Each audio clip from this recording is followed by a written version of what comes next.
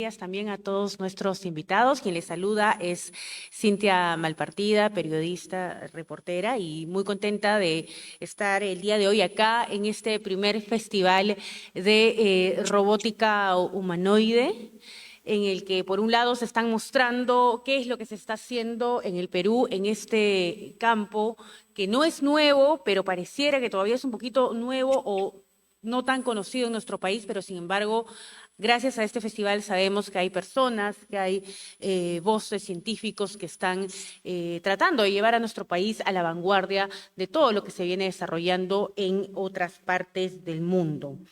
El día de hoy voy a tener el agrado de estar moderando este panel de robótica humanoide y los desafíos específicos en el sector salud.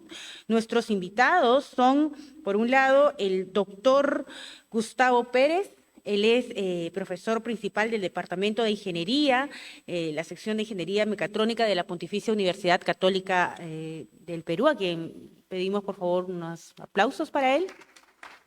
Muy buenos días, doctor. Y por otro lado, también nos acompaña el magíster Moisés Mesa, docente de la Universidad Peruana de Ciencias y Humanidades, máster en biomédica, que está también acá de manera presencial. Vamos a saludar al doctor, al magíster Moisés Mesa.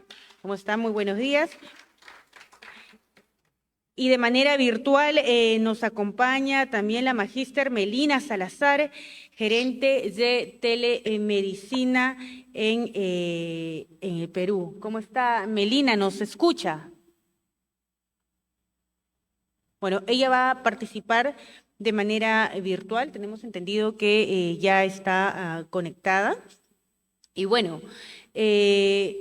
damos la bienvenida a todos ustedes y para contarles un poco sobre el objetivo de este panel, que es básicamente que nuestros panelistas el día de hoy, desde sus respectivas realidades y especialidades, compartan sus perspectivas sobre los desafíos que enfrenta el sector salud en el Perú, así como la integración de tecnologías, y, por supuesto, la robótica humanoide, ¿no? También vamos a discutir el día de hoy sobre cómo preparar el terreno, el campo en nuestro país para el avance de esta tecnología, aprendiendo de sus experiencias y proponiendo, cómo no, soluciones prácticas.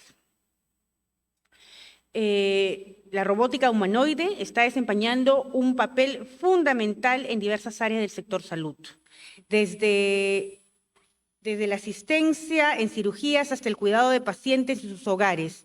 Estos robots están transformando la manera en que los servicios médicos se ofrecen y mejoran la calidad de vida de las personas. Uno de los ejemplos más impresionantes es Rovear, un robot desarrollado en Japón. Sabemos que este país pues va a la vanguardia en tecnología, diseñado para asistir en el levantamiento y traslado de pacientes, ofreciendo una solución crucial para el envejecimiento de la población japonesa. Rovear ayuda a reducir la carga física sobre los cuidadores y mejora la seguridad en el manejo de soluciones. En Hong Kong, también en Asia, Sofía, el robot humanoide creado por Hanson Robotic, está interactuando con pacientes para proporcionarles apoyo emocional y responder a sus preguntas médicas básicas. Sofía es un ejemplo de cómo los robots pueden humanizarse para ofrecer compañía y asistencia en el entorno médico. En el otro lado del mundo, en Europa, el proyecto GRIFAP Plus combina tecnología robótica y sensores para monitorear la salud de los ancianos en sus hogares. Este sistema no solo mejora la independencia de las personas mayores, sino que también proporciona valiosos datos para el monitoreo remoto de la salud, aliviando así la presión sobre los servicios de atención médica, algo que lo vimos también un poco durante la pandemia. En los Estados Unidos, nuestro vecino del norte, Moxie, un robot desarrollado por Diligent Robotics, está ayudando con tareas logísticas en hospitales. Moxie se encarga de la entrega de suministros y equipos médicos, permitiendo que el personal médico se concentre en el cuidado directo de los pacientes. Estos avances en robótica humanoide no solo mejoran la eficiencia de los servicios de salud, sino que también presentan nuevas oportunidades para abordar desafíos globales como el envejecimiento de la población y la escasez de personal médico. Sin embargo, también plantean importantes consideraciones éticas y de privacidad que debemos explorar. Hoy estamos aquí para profundizar en estos temas y analizar cómo podemos integrar de manera efectiva la robótica humanoide en el sector salud y los desafíos que tenemos en nuestro país para adaptar estas tecnologías. Les invito a participar entonces activamente en las discusiones que seguirán con nuestros panelistas expertos.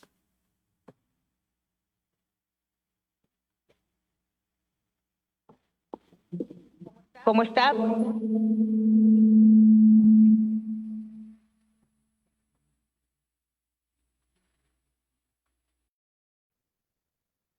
Vamos a empezar entonces. ¿Cómo están? Muy bien.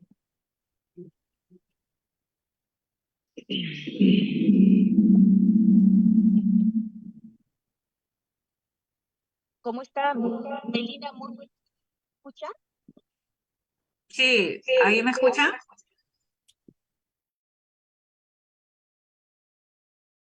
Y claro. Vamos a empezar entonces este debate que va a durar aproximadamente 30 minutos y las primeras preguntas con las que vamos a empezar el día de hoy tienen que ver como, por ejemplo, ¿cuáles son las barreras más significativas que han enfrentado ustedes como especialistas en el sector al intentar integrar la tecnología avanzada en el sector salud?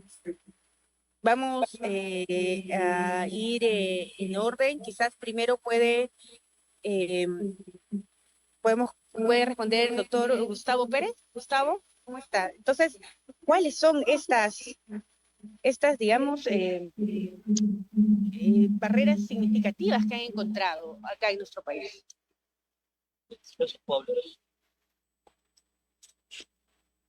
Sí, por acá. Va a ser un poco complicado con esto. A ver. Bien.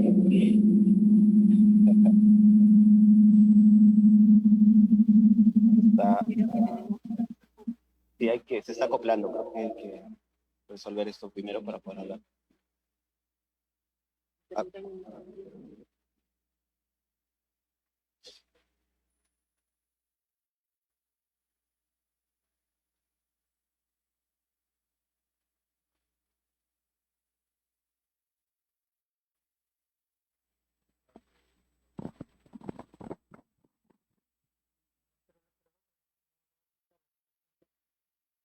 Sí.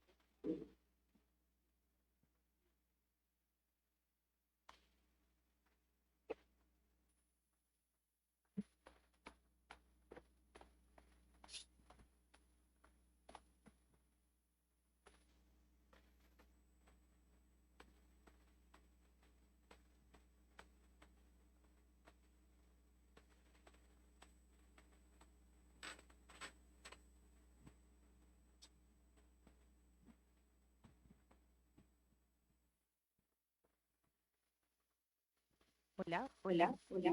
Ya, perfecto. Ya, perfecto. Entonces,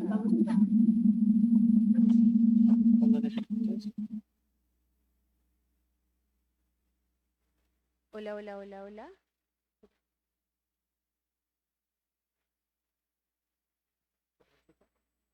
Cuando tenga...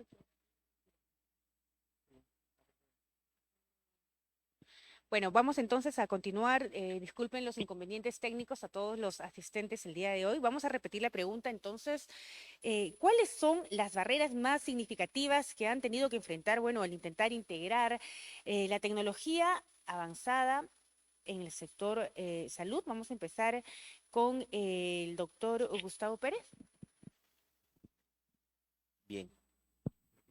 Bien, muchas gracias por la invitación. Muy contento de estar en este evento, deseando el mayor de los éxitos. Sí, analizando la pregunta, ¿cuáles son las barreras que tenemos que sobrepasar cuando se tiene que desarrollar investigación de alto nivel para poder introducir tecnología en el sector salud. Reflexionando un poco, se me ocurren tres importantes pilares que se tienen que resolver y muchos otros más, pero digamos, tratando de clasificar los más importantes, yo veo tres aristas de este triángulo, ¿no? El tema de, evidentemente, el financiamiento. El financiamiento es un elemento fundamental para desarrollar investigación. El tema del marco regulatorio, aprobaciones, temas legales, y el tema de la integración de sistemas. En el primer elemento, para desarrollar investigación seria, formal, evidentemente se necesita contar con diferentes investigadores, con diferentes conocimientos y experiencias. Poder trabajar con ellos y que inviertan su tiempo requiere recursos. Hablamos de investigación formal que parte de investigación básica, a lo mejor con desarrollos de métodos, con muchos conceptos físicos, matemáticos, que se presentan, se sustentan en artículos científicos, antes de pasar a investigación aplicada y prototipos, que por supuesto también requieren equipos, materiales, importaciones, etcétera. Todos estos procesos necesitan financiamiento. Si bien en el Perú existen entidades que dan cierto soporte, de los cuales estamos agradecidos, Concitec, Prociencia, que generan fondos concursables a los cuales postulamos, muchas veces ganamos, algunas no, por supuesto. Estos fondos son limitados, creo yo que no son suficientes. Me ha tocado ver muchas veces a nivel de participante, de evaluador, proyectos que son muy buenos y que por razones puntuales, específicas, subjetivas, no llegan a alcanzar puestos de ser seleccionados, ¿no? Y eso puede conllevar a que proyectos muy buenos no lleguen efectivamente a tener el financiamiento para desarrollarse. Entonces, ahí hay una barrera importante, necesaria siempre a considerar y que se tendría que trabajar. En temas de marcos regulatorios, existe la necesidad, por supuesto, a la hora de introducir equipamientos de tecnologías no tradicionales y de llevarlos, no hablemos de elementos comerciales ni su uso cotidiano ya en campo, simplemente en primer lugar de validaciones en entornos reales, de validaciones en entornos controlados. Existen diferentes marcos legales que son necesarios, se requiere que hayan y que existan para que estos productos puedan ser viabilizados de la mejor manera, pero muchas veces estos son obsoletos, están desactualizados, son muy lentos, son muy burocráticos y generan, digamos, desgaste en el equipo técnico, en los equipos científicos, que no permiten que se cumplan los cronogramas de trabajo que muchas veces están muy acotados, ¿no? Proyectos de 18 meses, 24 meses y a veces se invierte mucho tiempo en sobrepasar estos temas. Un ejemplo, por ejemplo, son los comités de ética, que son también muy importantes y necesarios para poder ejecutar cualquier tipo de validación, por ejemplo, en un centro de salud. Sin embargo, a veces tienen procesos burocráticos que engloban más tiempos de los que deberían ser necesarios. Es una barrera compleja que se debería actualizar, en la cual hay mucho trabajo y que se requieren diferentes especialidades para poder ser abordados. Y otra barrera importante que tenemos frecuentemente es el tema de la integración de los sistemas. En las tecnologías que se desarrollan en este marco, muchas veces se hace uso de plataformas que requieren el uso de datos, del manejo de protocolos de comunicaciones. Por ejemplo, tenemos un proyecto, les comento rápidamente, que hace uso de test a pacientes, se hace un proceso de screening para recolectar cierta información que después, mediante algunos algoritmos, genera ciertos valores que son utilizadas para los terapeutas, para que pueda, como un insumo para los tratamientos o las acciones que van a dar después. Este tipo de datos son evidentemente muy sensibles, muy delicados, recogen información muy privada y para eso, por supuesto, se necesitan sistemas con protocolos de encriptación, una transmisión segura de datos, etcétera, ¿no? Para eso existen ya tecnologías en el manejo de protocolos industriales que pueden llegar a resolver esos temas y dar seguridad en esta comunicación de información. Nosotros desarrollamos eso, pero después necesitamos que esta plataforma se comunique con otras plataformas de centros de salud, de hospitales o de otro tipo de centros externos a nuestro sistema. Y el problema que tenemos ahí es que a veces estas tecnologías están también obsoletas, no tienen, digamos, actualizaciones que permitan una comunicación adecuada y eso hace que no se pueda efectivamente tener las las comunicaciones, conexiones, datos, parámetros que permitan una aplicación, una validación adecuada a lo que estamos proponiendo. Entonces, ahí también hay un tema importante, una barrera que yo la resumiría en este proceso de la digitalización en la salud en el Perú, que todavía está muy retrasada, ¿no? O sea, toda esta información que se maneja, mucha data, debería digitalizarse, debería poder ser compartida y que tiene evidentemente muchos beneficios y que requiere bastante trabajo. Otras barreras están, por ejemplo, en los temas ya hacia el lado de las aplicaciones, en cómo tiene que haber una aceptabilidad de los pacientes, del personal de salud, para poder usar este tipo de tecnologías nuevas, ¿no? Tiene que fomentarse una cultura que permita que efectivamente se tenga la mente abierta para poder utilizar tecnologías que a lo mejor no son las que han sido capacitados originalmente, no son en las que ellos se sienten en sus estados de confort, pero que a lo mejor pueden llegar a brindar mejores soluciones o dar algunas otras alternativas adicionales a los trabajos que tienen. Desde el punto de vista de los pacientes, que puedan, digamos, interactuar con robots es un poco complicado, que puedan dejar que ellos les den información y la puedan utilizar y la tomen seriamente, ¿no? Pero eso es un proceso, hay elementos de capacitación que se pueden ir dando, espacios abiertos para un poco impulsar estos cambios y que efectivamente, hablando en este panel específicamente de temas de robótica, se puedan incorporar robots en este campo. Bueno, eso para comenzar. Claro que sí, muchas gracias, doctor. Todavía estamos un poco complicados en el tema de la aplicación de la tecnología, en todo caso, en el sector salud. Vamos con Moisés. ¿Cómo está, Moisés? Sí, Comentarios, por favor. sí, bueno, yo quería hacer primero una aclaración. Yo soy docente investigador de la Universidad Peruana Cayetano Heredia. Tenía que aclararlo si no me mata. Ok, bueno, yendo ahora sí al tema de la pregunta, en verdad sí concuerdo con mi colega, hay bastantes barreras que afrontar. Yo lo veo de dos puntos de vista. Uno, del punto de vista de la importación de la tecnología para el sector salud, y otro es el desarrollo propio que se debería hacer y se está haciendo en Perú, pero sin embargo aún estamos un poco lejos si nos centramos en los países vecinos, ¿no? Por ejemplo, desde el punto de vista de la importación de las tecnologías, hay una barrera que es muy fuerte, que es la resistencia al cambio. Eh, las personas generalmente están cómodas en su trabajo cotidiano, saben que de A se pasa a B, pero ahora se te están insertando una nueva tecnología que probablemente te va a beneficiar, pero hay que tener un tema de sensibilización. No porque eres la autoridad y dices que esto te va a beneficiar, ya tienes que hacerlo sí o sí. Esa es un poco, una manera un poco brusca de que se puede, digamos, colocar. Hay un tema de sensibilización que tiene que ver de la mano de la capacitación, que los entes rectores, el MINSA, llámese salud, etcétera, tiene que capacitar a sus trabajadores para poder, digamos, usar estas tecnologías. Pero eso ya desde el punto de vista es que las tecnologías han sido aprobadas y optadas, ¿no? Por otro lado tenemos la parte de la importación de estas tecnologías a través de una evaluación de tecnologías en salud, que lo hace, por ejemplo, el DIGEMIT, GES, etcétera, que son los entes que evalúan el impacto de esas tecnologías, digamos, en el sector, ¿no? Y hay varias aristas que tener en cuenta aquí, como por ejemplo el tema de que el costo, si es costo efectivo, si realmente funciona, si hay evidencia científica que, digamos, da pie a que pueda, digamos, ser adoptado. Ese es por un lado. Por otro lado está el tema del desarrollo. Nosotros tenemos universidades, tenemos carreras de ingeniería electrónica, biomédica, mecatrónica, mecánica, que son chicos que tienen mucha capacidad para poder desarrollar cosas y gran parte de ellos lo orienta al desarrollo de dispositivos médicos, tecnologías en salud en general, que abarca, digamos, el campo macro, donde están los robots. Sin embargo, aquí hay algunos criterios que tener en cuenta cuando uno hace un proyecto relacionado a salud, tecnologías en salud.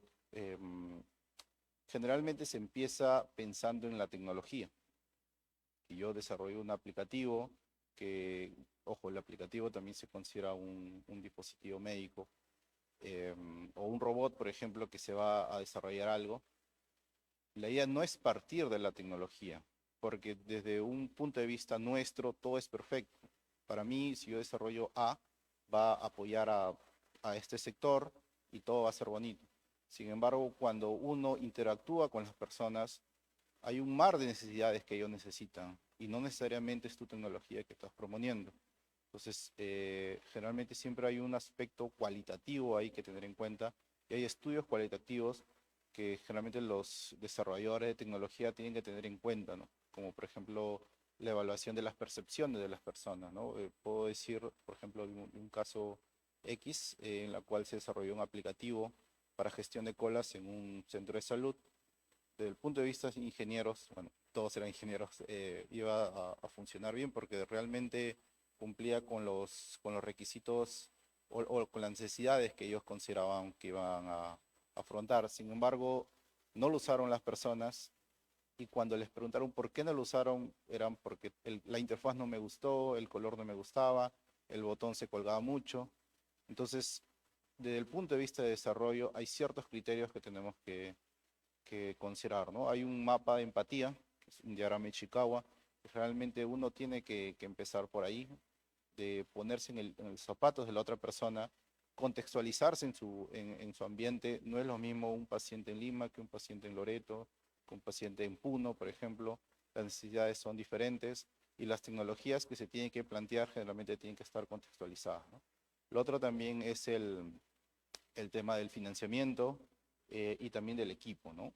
Porque digamos que uno quiere hacer desarrollo de tecnologías sanitarias, bueno, en salud, desde Perú, y todos son ingenieros, como mencionaba. Ahí se tiene que promover la participación multidisciplinaria, una perspectiva de algún profesional de salud, que no necesariamente tiene que ser un médico, puede ser un tecnólogo en salud, puede ser un enfermero, una enfermera, puede ser un obstetra, por ejemplo, que todos estos profesionales de salud en su amplia gama interactúan con personas, con pacientes, y estos pacientes tienen necesidades, ¿no?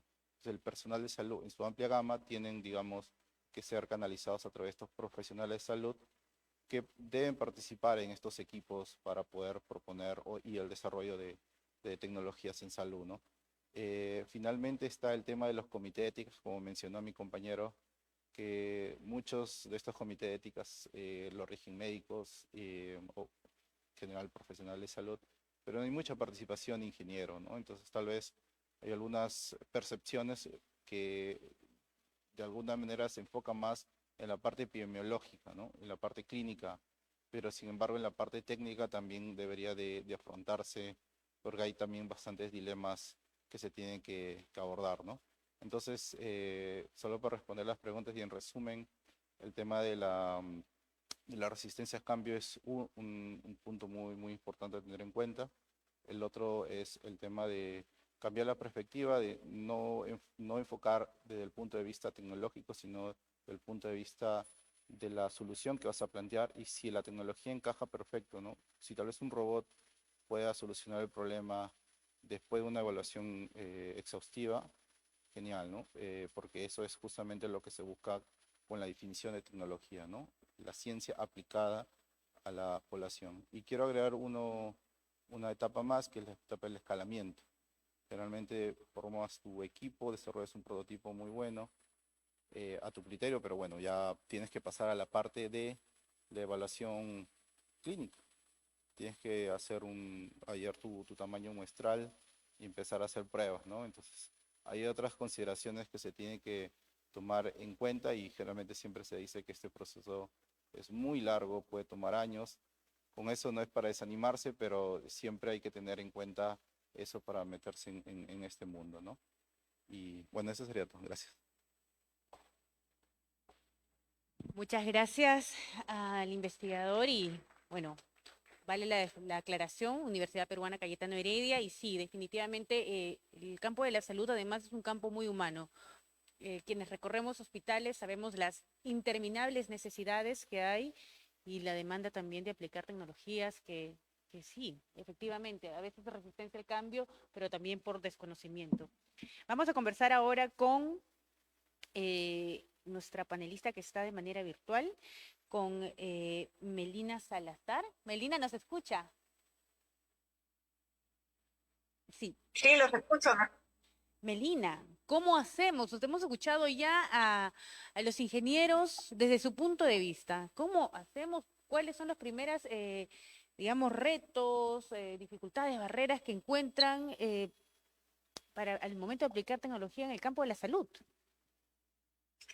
Mira, justo lo que están tratando ellos pasa día a día.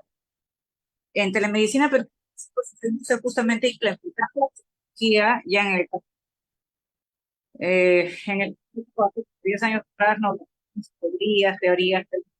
Cada vez que tú entras a la práctica, es como lo que acaban de decir ahorita todos mis colegas, que es justamente por de rechazo al cambio, la misma tecnología que ser tecnauta, clima, eh, todavía estamos un poco no, bastante medievales en lo que es tecnología en provincias, y justamente en nuestro rubro, que es telemedicina, entonces la idea es llegar a la provincia más lejana, porque necesitamos un profesional de Lima. Entonces, conectar a un ginecobstetra o un médico interno, o sea, donde ni siquiera tiene internet.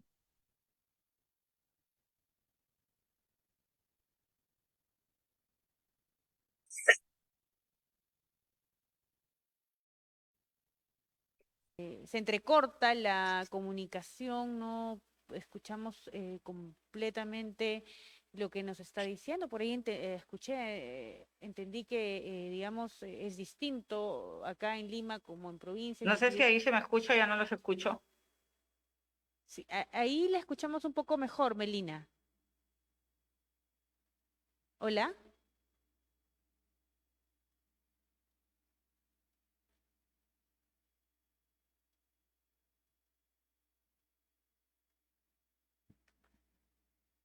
Vamos a solucionar por unos instantes, por favor. Vamos a esperar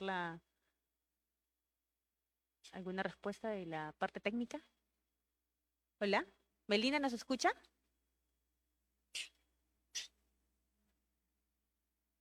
De repente podemos continuar con el panel, con la siguiente pregunta hasta que podamos, digamos, tener a Melina de nuevo. Y bueno, entonces, continuando, ustedes han planteado el problema, claro. ¿Cuál, desde su punto de vista, podría ser, o por dónde empezamos en todo caso a poder implementar o aplicar la tecnología en el sector salud? Sabemos que hay resistencia, sabemos que en nuestras regiones la carencia es aún más, la resistencia al cambio porque quizás los mismos profesionales no conocen el uso de la tecnología, es difícil, el mismo sistema de digitalización, ustedes bien lo han señalado, muchas veces ¿Ahí se me un escucha? paciente en Lima no puede, de provincias no recibe su historial clínico en Lima, entonces es una serie de problemas. Pero ¿cómo fomentamos o cómo podemos fomentar una innovación, un cambio real? Sí, como bien se ha podido ya conversar ahora, hay diferentes barreras a diferentes niveles, coincido plenamente con los puntos que menciona acá mi colega. ¿Cómo empezar a resolver estas problemáticas? ¿Cómo fomentar cambios? ¿Cómo fomentar que haya una introducción efectiva de la tecnología, en este caso de lo que estamos hablando ahora de sistemas robóticos en el sector salud? Pienso que uno de los primeros pasos debería ser o fomentar la colaboración entre diferentes entidades, llámense hospitales, centros de salud, universidades, institutos, centros de investigación, vinculados al sector, es decir, todos los actores de este ecosistema, del sector privado, del sector público, que puedan efectivamente interactuar, conversar, mesas de diálogo como la que estamos planteando ahora, que se puedan analizar efectivamente cuáles son las problemáticas, cuáles son los elementos prioritarios a resolver dentro de este esquema. Sabemos que los fondos que tenemos son limitados. ¿Cómo direccionar esos fondos hacia casos que realmente tienen urgencia de ser resueltos? Como sabemos, como recordamos en las épocas de la pandemia, habían problemáticas puntuales que se resolvieron con éxito en algunos casos, desde la ingeniería hacia el sector salud, y justamente se hizo eso, ¿no? Un poco canalizar recursos, flexibilizar algunos procesos muy burocráticos que siempre han existido y que se están retomando ahora para dar soluciones, ¿no? Si bien estas problemáticas de la pandemia, en teoría y entre comillas, se han resuelto en algunos casos, todavía hay muchos problemas y hay otras urgencias que deberían atacarse urgentemente. Entonces, ¿cómo partir? Yo creo que esta colaboración, estos puntos de conexión, de comunicación que deberían haber entre las instituciones permitirían empezar a trabajar con esto, ¿no? Encontrar justamente oportunidades, necesidades y empezar a resolver cosas desde ahí. Con eso se podrían, por ejemplo, tomar diferentes tipos de iniciativas. Una podría ser crear centros de innovación en temas de salud.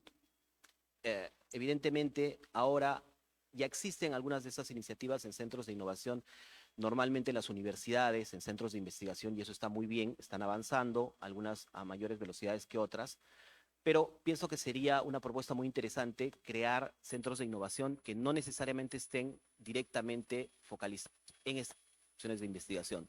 Se podría dar la creación de centros de innovación que, por ejemplo, estén en los hospitales, en los centros de salud, porque aquí se podría tener una participación mucho más directa del personal de salud y las problemáticas que ellos tienen día a día, ¿no?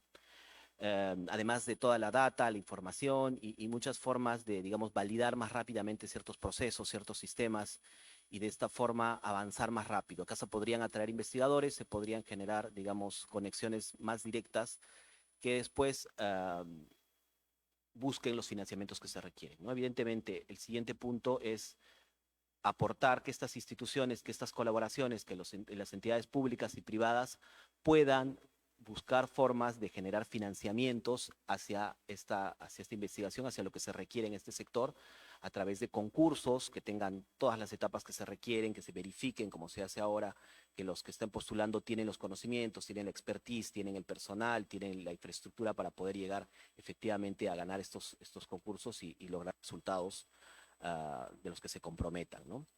Eso se puede hacer a través de subsidios, de concursos, reconocimientos a la investigación. Va a haber personal especializado en los centros de salud que va a necesitar cierto apoyo para que puedan colaborar en estas investigaciones. Se les tendrán que dar las herramientas, las disponibilidades, las facilidades para que lo hagan. Entonces, creo que esos puntos serían importantes. A partir de eso se podría o se tendría que avanzar en temas de capacitación. Eso es un tema esencial. Capacitación a diferentes niveles, desde la especialización que se requiere en ingeniería para que estas personas con aptitudes puedan desarrollarse en las universidades y a lo mejor en instituciones top del mundo, imbuirse, digamos, del estado del arte, de diferentes rutinas muy específicas a través de estudios de posgrado, a partir de estancias de investigación, de colaboración directa con entidades mundiales que digamos, están manejando investigaciones prioritarias que nosotros también necesitamos, pero también capacitación de personal de salud en temas de tecnología, en el manejo de herramientas, lenguajes de programación, etcétera, etcétera. Hay diferentes caminos y diferentes necesidades en ese sector. Y por supuesto también hacia la cultura, hacia la aceptabilidad, hacia que la comunidad en el Perú entienda que el uso de estas tecnologías y los esfuerzos que pueden conllevar adaptarse un poco a estos cambios valen la pena, ¿no? Entonces, creo que esos podrían ser los caminos primarios para fomentar un impulso de la investigación del sector científico hacia el sector salud. Muchas gracias. Un poco, como podríamos decir de manera coloquial, tocando tierra, llevando la ciencia, la investigación a los propios hospitales. Sí, bueno, yo recalco los dos aspectos. Por ahora estamos más que todo, tenemos la parte de academia y tenemos la parte de gobierno, ¿no? En otras instituciones cierran digamos, este lazo con un tercer componente que es la parte de las empresas, ¿no? En Brasil, por ejemplo, esta triada es muy fuerte. Internacionalmente esta triada también es fuerte. El gobierno dicta digamos, las normas del juego. Las universidades generan, digamos, los prototipos, las ideas. Las empresas lo adoptan y lo masifican. A nivel de academia y en aras ya ahora de poder, digamos, fortalecer o promover, digamos, la inclusión de tecnologías, es que desde la academia se genere literatura científica como revisiones sistemáticas, por ejemplo, de equipos médicos nuevos que se están, digamos, proponiendo en otros países, Dentro de medicina hay una palabra muy interesante que es medicina basada en evidencia, ¿no? En la cual si uno dice algo, una nueva receta médica o un nuevo equipo biomédico debe estar sustentado por literatura, por ensayos clínicos, por aprobaciones del FDA, registro sanitario, etcétera, para la adopción de estas tecnologías, ¿no? Entonces, en ese sentido, la academia lo que puede hacer es, si vamos por la parte, digamos, la adopción de nuevas tecnologías, la academia podría, digamos, generar literatura que ayude, digamos, al ente rector a validar estas tecnologías, ¿no? Por otro lado, desde la academia también podemos crear, como mencionaba, estos nuevos prototipos que también podemos, digamos, desarrollar en aras de poder, digamos, tener un impacto positivo en la población y que las empresas los podrían, digamos, tomar, ¿no? Y a partir de ahí lo pueden masificar. En Perú hay escasas empresas relacionadas, digamos, a la parte de desarrollo de equipos médicos. Eh, Recordemos, si nosotros promovemos el desarrollo de equipos médicos en Perú, la tecnología está, digamos, bajo un contexto nacional. Si importamos tecnologías, probablemente vamos a tener, digamos, que amoldarlo a nuestro contexto. Y no necesariamente una tecnología que funcione en el extranjero puede funcionar bien aquí en Perú, ¿no? Hay bastantes criterios que tomar en cuenta y normativas que poder, digamos, eh, que levantar y poder, digamos, lidiar, ¿no? Sin embargo, con la participación, digamos, de todos se podría hacer, ¿no? ¿Y cómo se puede, digamos, llegar a eso? A través de las capacitaciones, ¿no? Si uno tal vez desconoce algunos temas, se debería, digamos, de tener una capacitación en el área de tecnologías en salud, ¿no? Ahí, por ejemplo, el CONCITEC podría invertir más en lo que es programas de maestrías y doctorados en el área de salud, ¿no? Y internamente ya podrían, digamos, tener algunos acápites de tecnologías en salud, ¿no? Ahora el CONCITEC está dando los doctorados me parece que a ciencia de salud, y saludo, bueno, esta iniciativa, pero también debería, digamos, masificarse un poco más, ¿no? Y también promover, ¿por qué no?, el tema de lo que son, digamos, los aspectos éticos en salud, ¿no? Hay el City Program, que es un programa que a todos los investigadores le piden llevar si quieren hacer estudios que tengan que ver con humanos, no necesariamente con humanos, sino que tengan que ver con humanos. Si vas a usar una imagen de internet, si vas a usar datos de internet, que tenga que ver algo con humanos, para poder, digamos, hacer un estudio decente, tienes que tener unas aprobaciones. Como mencionaba el City Program, que es digamos, una entidad bueno, del gobierno americano que promueve que las buenas prácticas en el desarrollo de proyectos de investigación que tengan que ver con humanos, como mencioné, no necesariamente con humanos, sino relacionado con humanos, ¿no? Entonces, por ejemplo, en estos cursos te capacitan mucho cómo es la perspectiva, digamos, del desarrollo de tecnologías en salud, cómo digamos, el gobierno tiene que empezar, digamos, a normar, cómo las empresas pueden adoptar y también la inclusión de nuevas tecnologías como la inteligencia artificial, que tiene también bastantes aspectos éticos a desarrollar. Entonces, en resumen, la capacitación es algo esencial, digamos, para adoptar estas tecnologías en salud, ¿no? Y también poco a poco romper estas barreras o esas brechas que hay, ¿no? Gracias.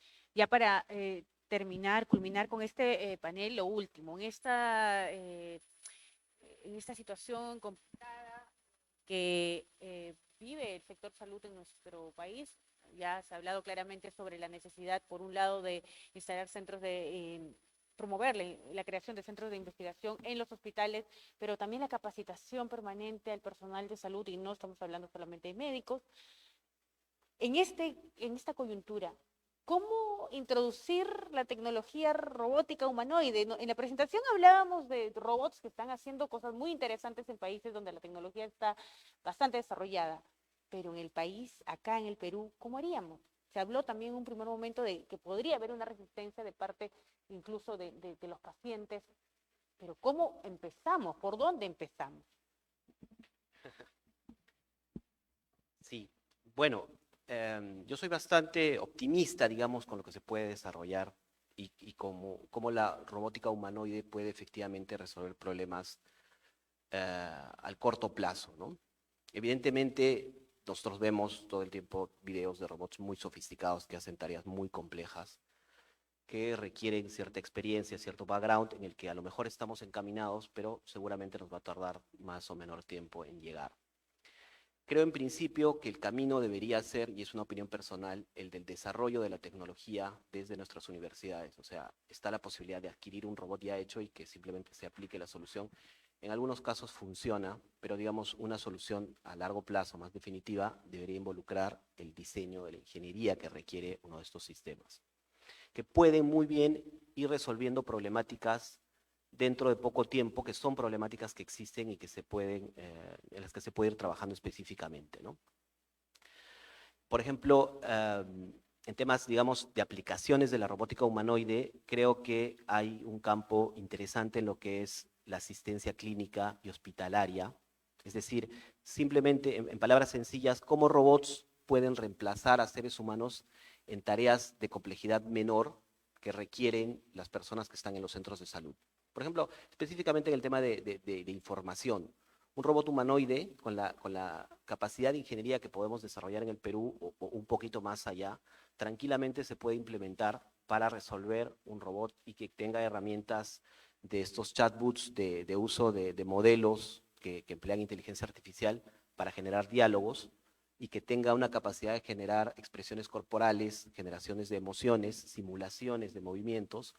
Muy bien podría estar en un centro de salud y, por ejemplo, interactuar con personas para dar información, para explicarles, qué sé yo, sus recetas médicas, para darles diferentes tipos de datos que a veces, como sabemos, los personales de salud que dan estos informes, por el trabajo, por la cantidad de trabajo que tienen, por la cantidad de obligaciones que tienen que ejecutar, no lo hacen con tiempo, no tienen la suficiente paciencia, etcétera. Entonces, un robot muy bien podría dar esta información, por ejemplo, con una persona de la tercera edad, le podría explicar muy bien todos estos procedimientos, a lo mejor repitiendo las veces que sea necesario, dándole información que satisfaga a este paciente para que pueda efectivamente seguir con un camino y tener la solución a la problemática que tenga. En ese caso, robots humanoides que desarrollen estas tareas sin cansarse, con muchas personas que están necesitando este tipo de datos, incluso pasando no solamente de darle información hasta desarrollar cierto tipo de análisis controlado, monitoreado, creo que es algo que se puede desarrollar en un breve plazo y que muy bien podría ser una aplicación de la robótica humanoide, ¿no? Porque no es lo mismo trabajar con una pantalla fría, seca y que esa información te la dé, digamos, se obtenga de ahí. A veces para muchas personas no es algo confiable, ¿no? Si tú tienes un robot que tenga expresiones, que pueda simular ciertas situaciones mucho más cercanas a lo que haría un ser humano, seguramente va a ser mucho más aceptado. Entonces, ahí hay un campo que se puede empezar a desarrollar, yo creo, muy rápido. Otro tema en el que nosotros desde la universidad estamos dándole mucho empuje y estamos investigando mucho es en el tema de la telemedicina y la asistencia remota. Es decir, robots humanoides que puedan ser un puente entre personal de salud, llámense médicos, terapeutas, psicólogos, psiquiatras, etcétera, y pacientes que por diferentes razones tengan que estar a distancia, ¿no? Por ejemplo, en centros de salud alejados de grandes ciudades, a través de este tipo de medio, de un robot humanoide que tenga esta capacidad de generar movimientos corporales y pueda permitir ganar en presencialidad física. Hay muchas investigaciones muy interesantes en robótica social al respecto. Pueda permitir que efectivamente este personal en salud, por decirlo de una forma muy general, interactúe con los pacientes.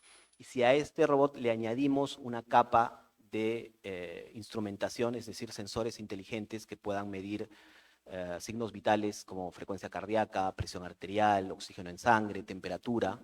Podríamos incluso, que tampoco llega a ser tan complicado, son problemas resueltos dentro de lo que es la ingeniería de control automático, podrían permitir que este robot pueda también desarrollar tareas de seguimiento, de monitoreo de tratamientos en pacientes y reduciendo carga en personal que ya no tendría que hacer estas tareas de triaje, digamos, repetitiva, manual, que en la práctica no es muy compleja, ¿no? Entonces, estos robots podrían muy bien resolver esas tareas, siempre recalcando, ¿no? La idea es que el personal en salud se enfoque en, no es quitarlo del lazo, es ubicarlo donde se puedan aprovechar mejor sus capacidades, ¿no? Estas personas que siempre son reducidas en los centros de salud podrían muy bien desarrollar otras tareas.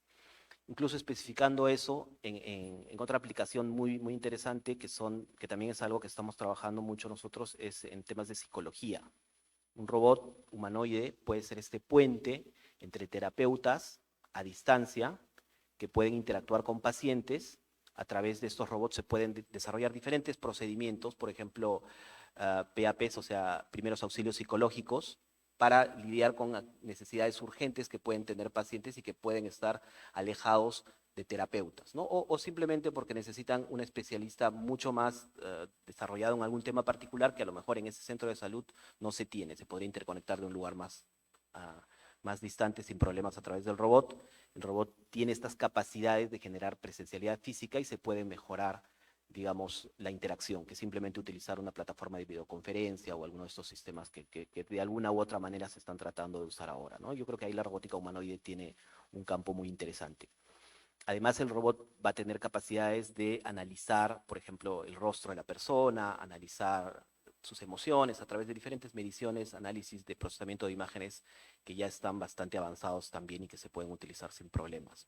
Y otro tipo de variables indirectas, por ejemplo, hace muy poquito, hace 2 o 3 días, conversaba con un psicólogo especialista del proyecto y él me comentaba que, por ejemplo, niveles de depresión se pueden medir con ciertas variables indirectas que el robot podría realizar, ciertos valores de impedancias, determinan cuáles son ciertos comportamientos físicos, fisiológicos de las personas que pueden denotar que hay algún tipo de comportamiento de depresión, por ejemplo, que a veces incluso la persona trata de ocultar digamos, conversaciones directas que puedan tener con terapeutas. Entonces, con esos valores se podrían tener, y algunos otros más muy interesantes también, informaciones que los robots podrían recopilar y que podrían ser útiles para que los terapeutas, los especialistas en temas de salud puedan aprovecharlos y mejorar sus tratamientos y digamos, y los diagnósticos que van a desarrollar.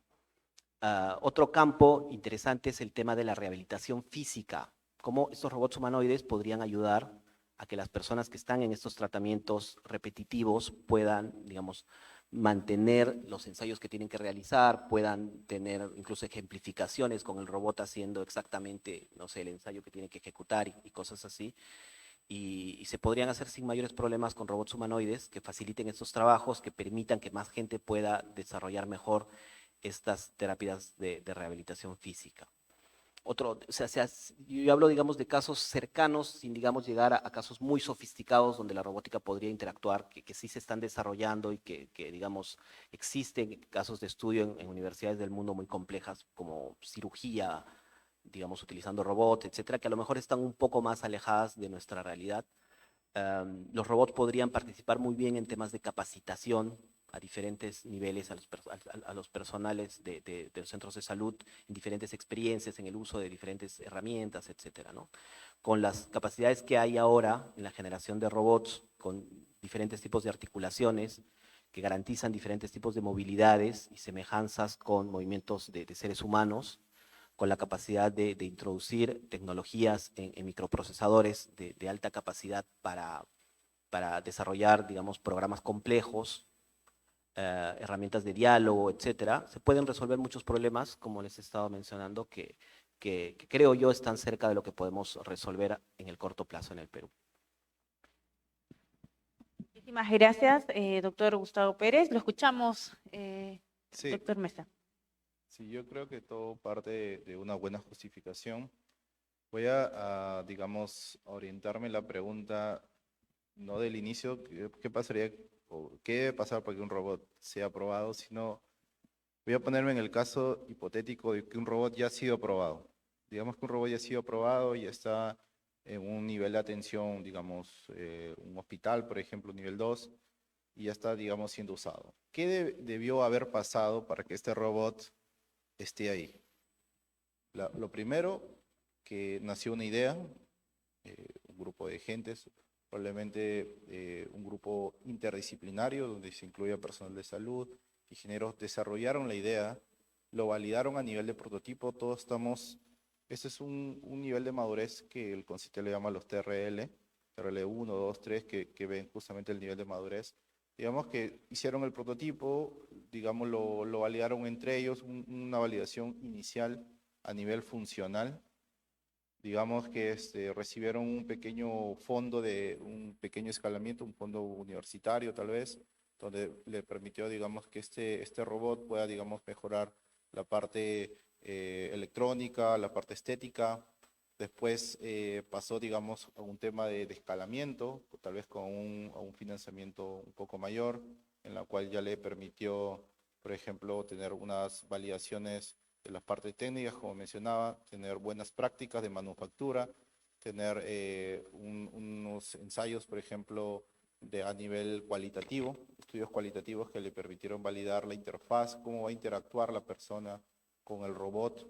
Después, a un siguiente escalamiento, ya evaluación a nivel clínico, un ensayo clínico de interacción del robot con personas, por ejemplo, pero ya actuando. Digamos que este robot sea para la parte de cirugía, ¿no? De haber pasado, por ejemplo, por un ensayo y evaluar el error, ¿no?, que comete, ¿no? Porque este error, digamos, tiene que ser mínimo. Si es un error significativo, por lo generalmente no se justifica la compra de este equipo, ¿no? Después de haber tenido, digamos, varios permisos, entre ellos, por ejemplo, un registro sanitario, y después de muchos años de evaluación constante y perenne, pudo haber, digamos, ya tener, digamos, una aprobación ante un órgano rector como el IETSI, por ejemplo, que hace evaluación de tecnologías en salud, y ha podido, digamos, tener un paquete. ¿Qué contiene este paquete? Capacitación a personal. No es una capacitación de un día para otro, es una capacitación longitudinal, constante, haber tenido, digamos, el tema de los criterios socioeconómicos, por ejemplo, que se deben de tener, y la parte de una buena infraestructura, ¿no?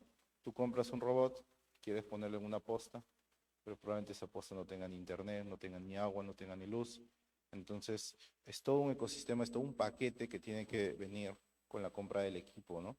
Si todo, digamos, hablando, digamos, en este caso de que el robot ya llegó y está funcionando, digamos, en este establecimiento de salud, ha debido de pasar por todas estas etapas.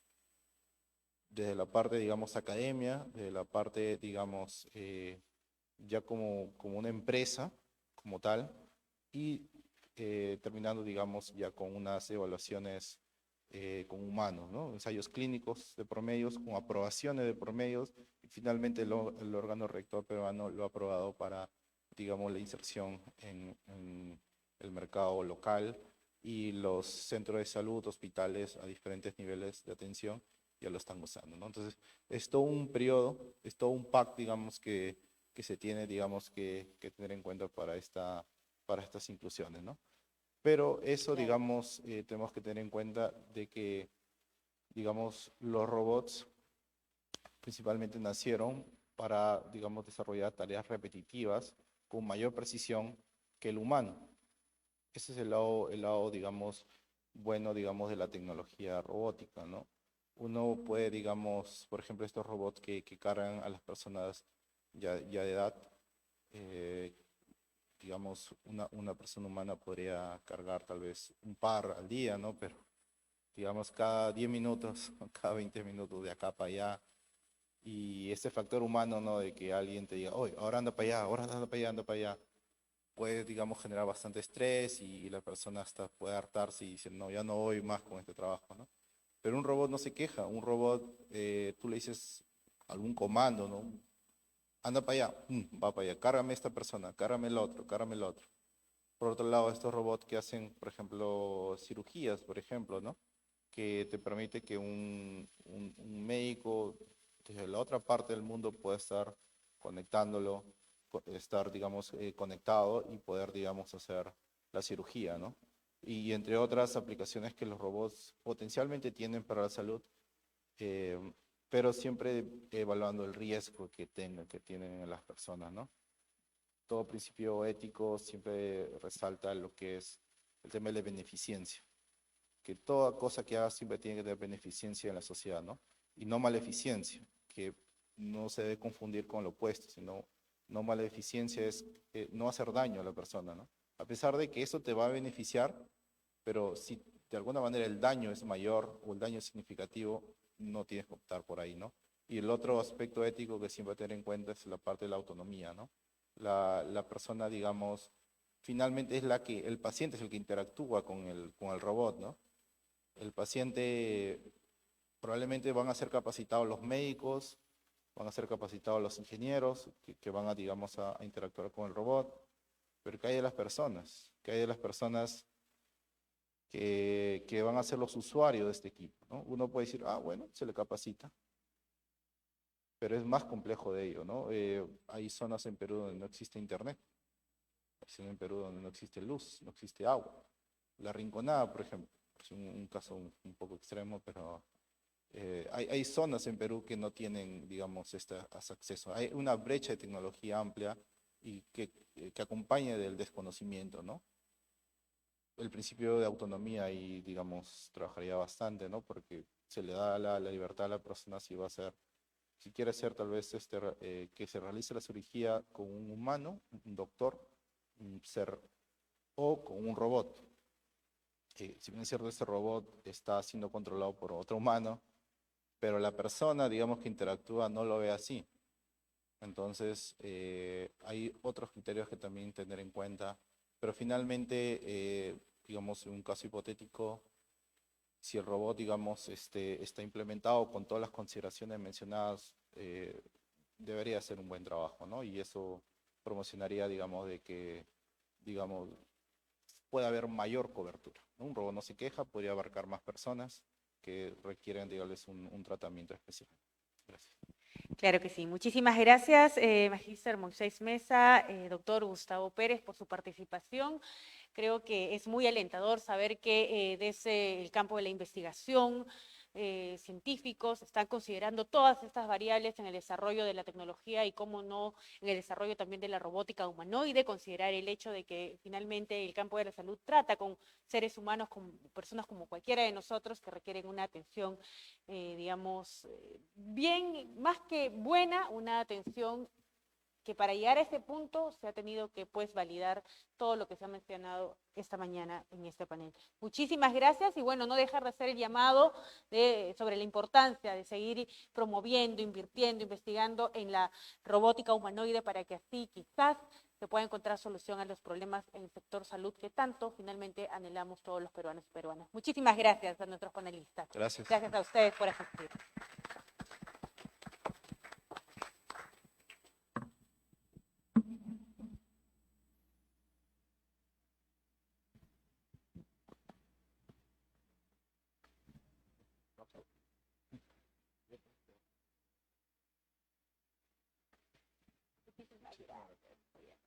Gracias. Sí, igualmente.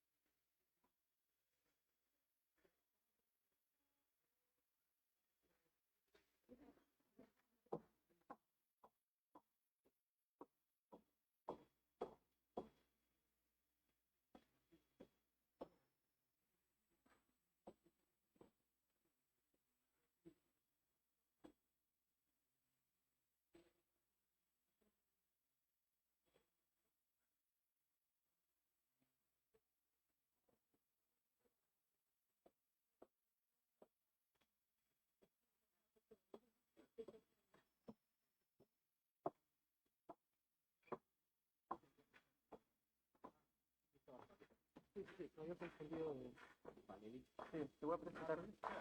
Ahí nomás, sí, ya, pero... Sí, pero...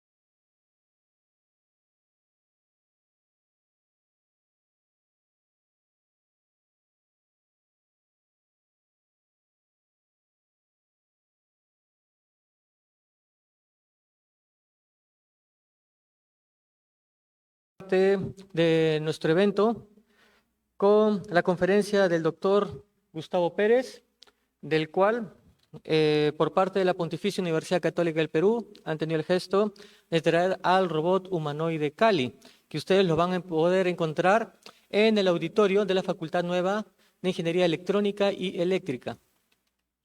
Para ello, el doctor Gustavo Pérez nos va a comentar más sobre este gran proyecto. Fuertes aplausos, por favor.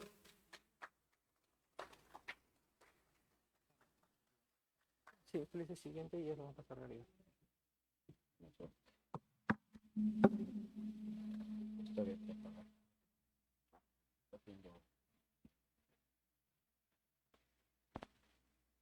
Ya.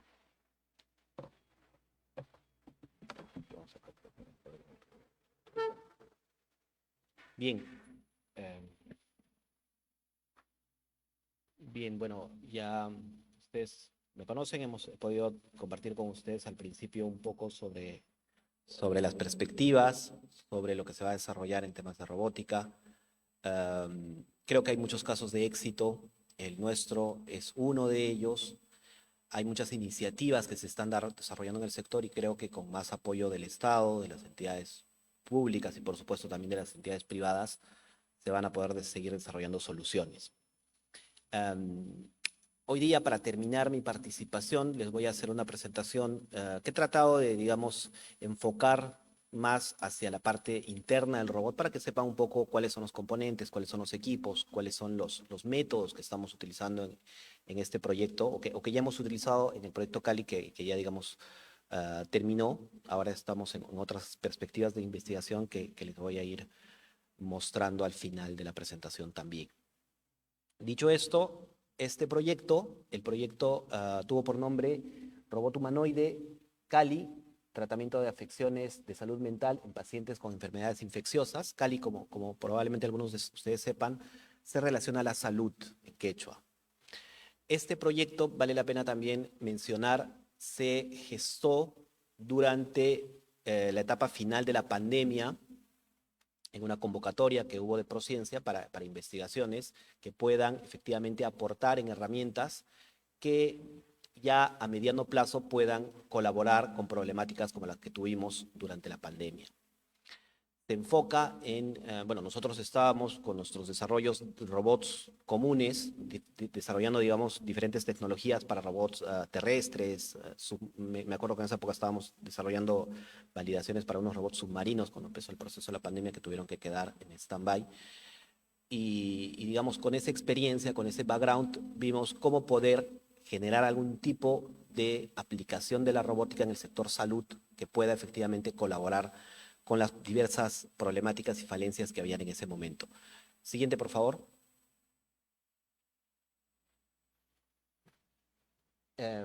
Entonces, ¿cuál era la problemática sobre la que se basó nuestra propuesta de solución? En ese, si ustedes recuerdan, durante la pandemia teníamos hospitales colapsados, unidades de cuidados intensivos con muchas más personas de las que se podían manejar. Teníamos un personal de salud, desde enfermeras, médicos, psicólogos, muy reducido, que no se daba abasto para tratar con todas estas personas. Teníamos un contexto muy complejo, para resumir esa parte que, digamos, es dolorosa de recordar, en el cual las personas que estaban con el virus, muchas veces en etapas terminales o sin saber bien si se iban a recuperar o no, estaban aisladas en estos centros de salud con una atención por parte del personal de salud que tenía EPPs, pero que a veces no eran suficientes, la interacción era reducida, tenían que resolver uno u otro problema en simultáneo y por tanto era muy complejo atenderlos. Estas personas aisladas, de acuerdo a diversos estudios, como es evidente, tenían niveles digamos, en índices psicológicos muy deteriorados que iban deteriorándose muy rápido, temas de ansiedad, depresión. Entonces, además, no podían, digamos, se cubría mal que bien sus necesidades físicas regulares, su salud física, pero su salud mental estaba cada vez más comprometida. Y como también recordarán, no tenían la capacidad de comunicarse con sus familiares. Entonces, ya nos podemos imaginar el estado de estas personas.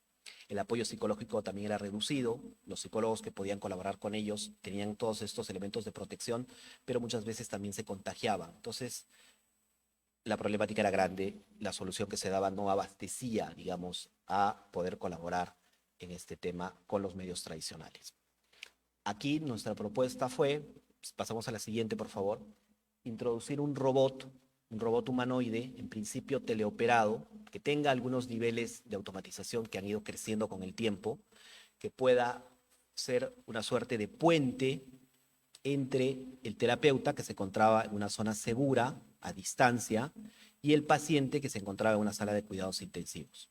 Este robot tenía que tener ciertos elementos de autonomía para poder generar rutinas, es decir, movimientos corporales, expresiones faciales, tenía que poder generar screening, es decir, test psicológicos de manera autónoma para un poco ahorrar el tiempo del terapeuta y que él se dedique estrictamente ya en su atención psicológica, llámense terapias inmediatas o terapias prolongadas. Y eso es lo que hace este robot. Tiene en principio la capacidad, en principio había que pensar en un diseño muy específico para resolver esta problemática, un poco para ponernos en contexto también ahí, hablamos de salas de cuidados intensivos que tienen espacios muy reducidos, mucha gente aglutinada, mucha gente que está en movimiento, entonces este robot que tenía que movilizarse de manera teleoperada o autónoma en la medida de lo posible, tenía, digamos, diferentes complicaciones. Había que diseñar un sistema mecatrónico completo que seleccione desde los elementos de sensado, diferentes elementos de sensado que les voy a mostrar, los materiales, los actuadores, sus dimensiones, etcétera, y sus capacidades específicas para resolver esta problemática. Tomando en cuenta también lo anterior, se necesitaba definir de una manera bien detallada cuál iba a ser el sistema de navegación. Ahí hay que resolver problemas de ingeniería en la generación de mapas, la ubicación espacial del robot, la actualización espacial, la actualización en tiempo real de la ubicación del robot y que éste efectivamente pueda llegar de un punto a otro. A veces los puntos y en las pruebas que hemos hecho eran difíciles de definir ya en campo, se tenían que buscar otras formas de decirle a dónde tiene que llegar. Y ahí hemos trabajado también temas de reconocimiento facial y de imágenes. Además, dentro de, ya con el robot, digamos, frente al paciente, lo que proponíamos era un robot que pueda emular ciertos movimientos físicos, representar ciertos movimientos corporales hacia el paciente para que ganen aceptabilidad. Y ahí se necesitaba o se necesita incluso terminar de desarrollar tareas de control automático, ¿no? Cómo controlar a diferentes niveles articulaciones que pueden estar basados en robots de muy alta precisión, pero que necesitan un sistema a un nivel jerárquico superior que con algoritmos de control pueda implementar rutinas no lineales que garanticen no solamente la ubicación de puntos en el espacio, sino que también pueda garantizar velocidades y aceleraciones que permitan efectivamente que un brazo robótico pueda asemejarse al movimiento que generaría una persona. Eso desde el punto de vista de la mecatrónica, ¿no? Después está también el componente muy fuerte aquí, que es el de la psicología. Cómo hacer que un psicólogo pueda utilizar efectivamente esta herramienta y todo lo que implica, ¿no? Nuestro equipo tiene psicólogos muy reconocidos y muy, digamos, enfocados en el uso de este tipo de tecnologías que pudieron desarrollar metodologías específicas para acondicionar diferentes protocolos que ellos manejan, pero con el uso de este tipo de tecnologías. Y eso es un componente esencial que ha tenido diferentes tipos de validaciones en el marco del proyecto. Y finalmente, poder hacer validaciones en diferentes escenarios, en ambientes controlados, en centros de salud, después también en empresas, ¿no? Que es un poco lo que les voy a mostrar al final. Siguiente, por favor. Entonces, desde el punto de vista técnico, el proyecto tiene o tuvo 4 componentes. El primero enfocado estrictamente en la parte del desarrollo mecatrónico, en la parte de ingeniería. El segundo enfocado en la metodología psicológica y todo lo que engloba finalmente desarrollar la solución desde el punto de vista psicológica.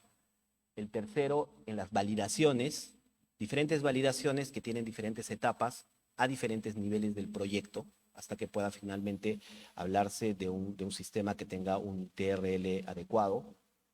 Y al final, toda la parte de gestión documentaria y una parte administrativa compleja que se tiene que desarrollar en paralelo con cualquiera de estos proyectos, ¿no? Por ejemplo, generación de paquetes de uso, paquetes tecnológicos, etcétera, ¿no? Que son parte también fundamental en el desarrollo de un proyecto de este tipo. Siguiente, por favor. Siguiente, por favor. Siguiente diapositiva, por favor.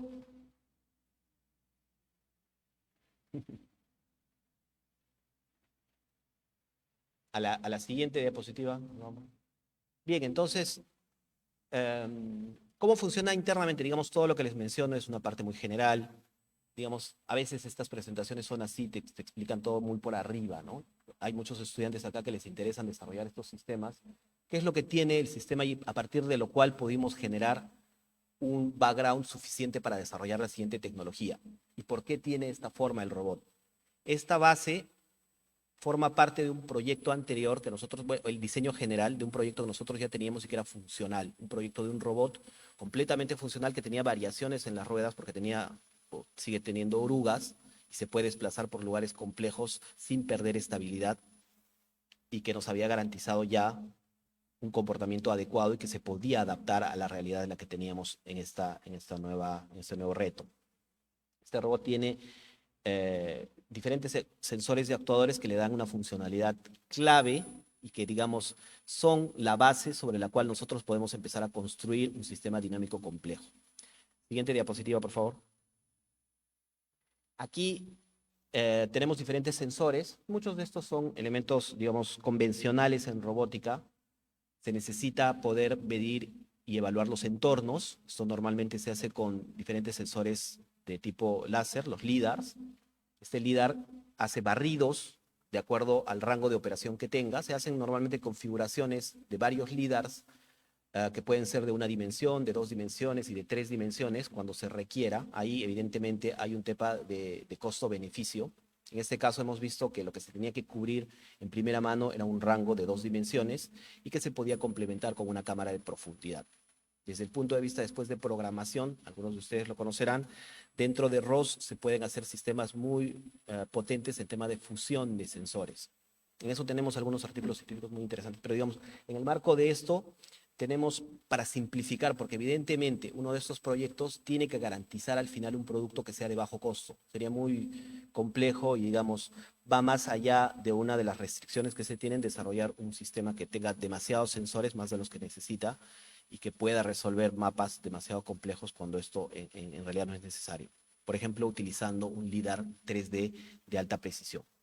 Al final logramos un resultado muy interesante fusionando un LIDAR de 2 dimensiones con una cámara de profundidad y sensores de ultrasonido. Las precisiones en relación a los espacios, a las distribuciones de elementos móviles, son bastante satisfactorias. Pero para poder manejar toda esta información en tiempo real se necesita un procesador que sea de alta capacidad.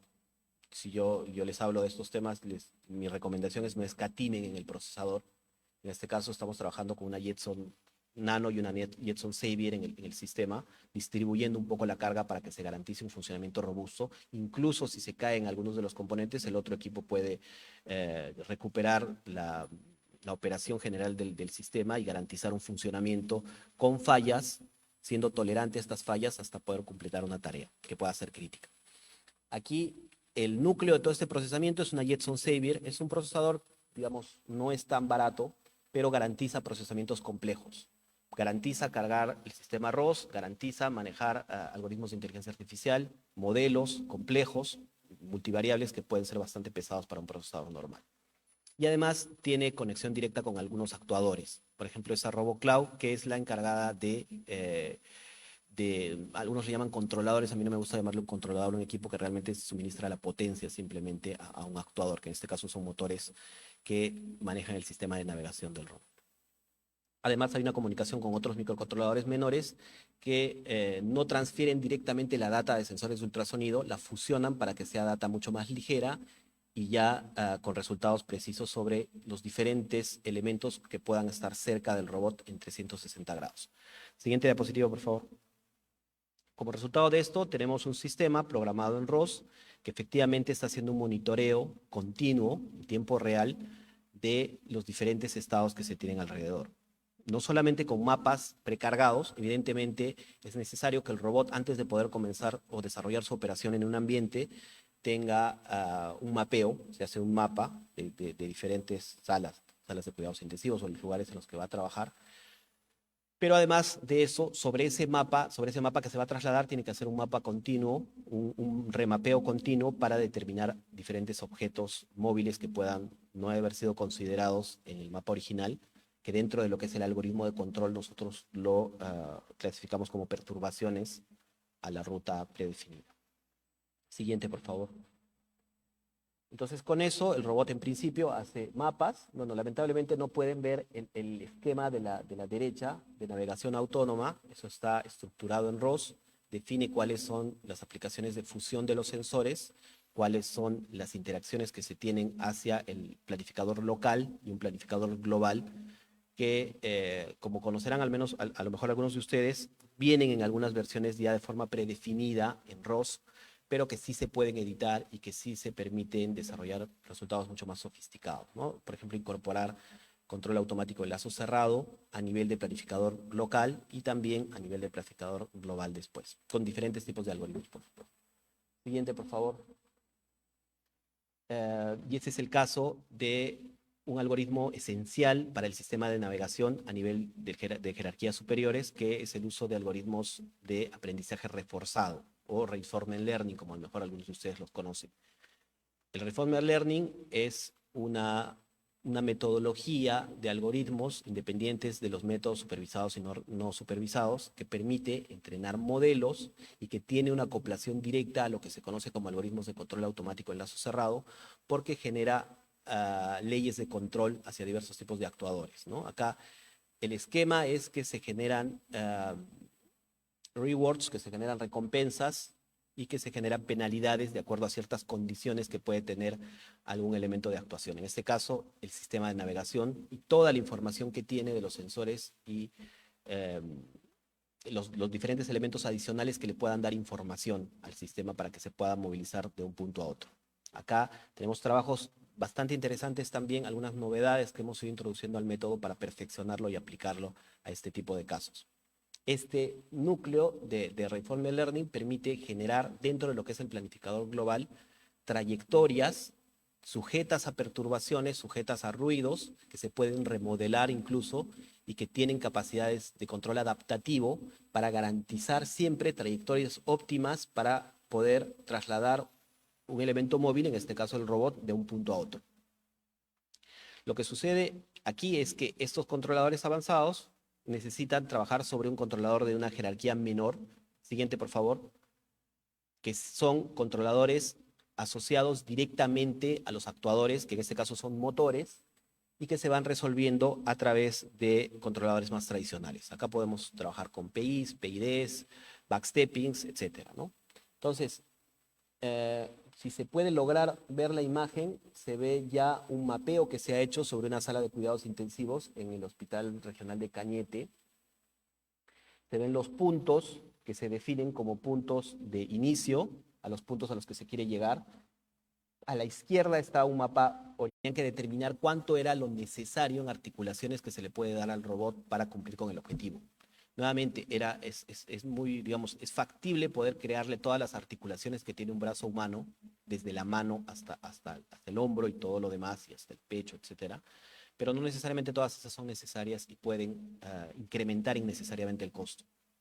Entonces, después de un estudio que permita que efectivamente estos brazos robóticos puedan, con el suficiente nivel de precisión, representar movimientos de brazos humanos, se definió que cada uno de los brazos tenía que tener 4 grados de libertad. Con eso se pueden generar expresiones suficientemente adecuadas para que se represente lo que se estaba buscando. La cabeza tiene 2 y en los brazos tenemos 4 por lado. Siguiente, por favor. Por el lado de los brazos, hemos decidido, después de diferentes tipos de pruebas, trabajar con los microprocesadores de tipo núcleo, ustedes los conocen, los STM32, que permiten programaciones a diferentes niveles, también controlando el sistema, como en el caso del Reinforcement Learning, con un controlador avanzado no lineal a un nivel superior y con controladores convencionales a un nivel inferior. Los controladores que definen velocidades y posiciones específicamente dentro de, del movimiento primario que se tiene dentro de la articulación. Siguiente, por favor. Lo mismo para la cabeza. Siguiente, por favor. Entonces aquí se tiene el esquema de los controladores primarios para cada uno de los motores de manera independiente. Y en la siguiente, por favor, se muestra el sistema que mejores resultados nos dio para ser implementado en ese microcontrolador. Es un controlador no lineal bastante conocido, de una implementación, digamos, no tan compleja, que se puede ejecutar con la capacidad que tiene la núcleo, la STM32. Se trata del controlador backstepping. Siguiente, por favor. Bueno, aquí está un poco el tema del modelo, cómo se necesita plantear un modelo que es un modelo no lineal. Eso es más interesante siempre de resolver desde el punto de vista de control, no buscar linealizaciones por simplificar, porque a la larga nos traen más problemas. Entonces, es una recomendación interesante también trabajar siempre en el entorno no lineal. Siguiente, por favor. Este es el esquema del controlador backstepping no lineal. Lamentablemente no se ven muy bien las ecuaciones, pero representa la acción que genera el controlador tomando referencias de movimientos, ya no para cada articulación, sino los movimientos globales que se espera de un brazo. Entonces, con eso, el controlador define trayectorias específicas para cada una de las articulaciones que permitan de forma global generar algún movimiento establecido. Lo mismo para la cabeza. Siguiente, por favor. Luego de tener estos elementos a nivel de simulación, acá tenemos algunas imágenes de cómo se fueron armando las articulaciones con diferentes opciones de motores que tenían mayores torques, mayores dimensiones, etcétera, hasta poder determinar un brazo que efectivamente cumpla la prerrogativa inicial del diseño industrial. Es decir, un robot que se asemeje a una enfermera, con articulaciones que sean lo suficientemente delgadas, con una contextura delgada, que no sea intimidante, que tenga las dimensiones adecuadas para un robot, para una persona, entre comillas, que sería la que interactuaría con pacientes, es decir, tomando en cuenta medidas medias de dimensiones de peruanos, ¿no? Eso, por ejemplo, es algo muy específico que no va a venir en un robot que venga comprado de otro sitio. Siguiente, por favor. Entonces, bueno, acá hay algunos videos que no se reflejan en el PDF, pero demuestran movimientos y pruebas que se tienen que hacer para obtener diferentes parámetros en la configuración del sistema. Siguiente, por favor. Al final, en esta primera etapa, cuando todavía no había un diseño del robot, teníamos brazos con un determinado diseño y una estructura que ya podía validar el grupo del proyecto que tenía que resolver esos problemas específicos. Siguiente. Lo mismo pasó con las etapas de poder generar representaciones faciales que simulen emociones, tomando en cuenta utilizar recursos de bajo costo que se puedan replicar. Evidentemente, al final tenemos un robot que tiene que ser, digamos, replicable sin costos excesivos. Hemos probado diferentes escenarios utilizando pantallas LED, utilizando pantallas precargadas, pantallas separadas, pantallas más chiquitas que puedan, digamos, independizar los movimientos, porque necesitamos generar expresiones dinámicas en los ojos que después puedan representar alegría, tristeza, felicidad, etcétera, y que todo esté sincronizado, organizado para que se pueda sincronizar también con los movimientos físicos. Siguiente, por favor. Al final, cuando se buscó una primera integración, teníamos robots como el que ustedes ven aquí. Si se ubican espacialmente, en realidad las dimensiones que se tenían en este primer diseño eran bastante grandes. Era un robot muy corpulento, por decirlo de alguna manera, que digamos no cubría las expectativas por el lado del diseño industrial y la expectativa de tener una robot que tenga una apariencia un poco femenina, que sea una persona delicada, que no genere, que no intimide, digamos, a los pacientes. Siguiente, por favor. Que era el diseño que teníamos por el lado industrial que ven ustedes aquí, ¿no? La diferencia entre lo que se tiene acá y lo que se tiene al otro lado y resolver el problema de ingeniería y de optimización, de introducir todo lo que está al otro lado acá, ha sido complejo, ¿no? Entonces, ahí se hacen diferentes trabajos de reingeniería, se diseñan diferentes componentes, se recalculan esfuerzos, etcétera, para poder resolver el problema de acuerdo a esas especificaciones. Siguiente, por favor. Por el lado de la construcción de la carcasa, como ustedes sabrán, hay diferentes materiales con diferentes tipos de robusteces para poder generar diferentes tipos de prototipos. con la prerrogativa de mantener el diseño, en principio, de este prototipo funcional, que pueda tener un esfuerzo grande en campo, pero que tampoco llegue a ser costoso, se generaron, y que pueda ser impreso en, digamos, impresoras 3D convencionales, que normalmente, como ustedes sabrán, no imprimen piezas muy grandes. Se hizo el diseño haciendo toda esta reestructuración de las piezas y se imprimieron todas en PLA, un PLA convencional, como es el que pueden visualizar ahí, para tener el producto del robot, como lo pueden ver ahí también. Siguiente, por favor. Entonces, luego de estos trabajos, pudimos llegar a tener este prototipo. Ya se podía llamar Cali y era nuestra robot, digamos, femenina.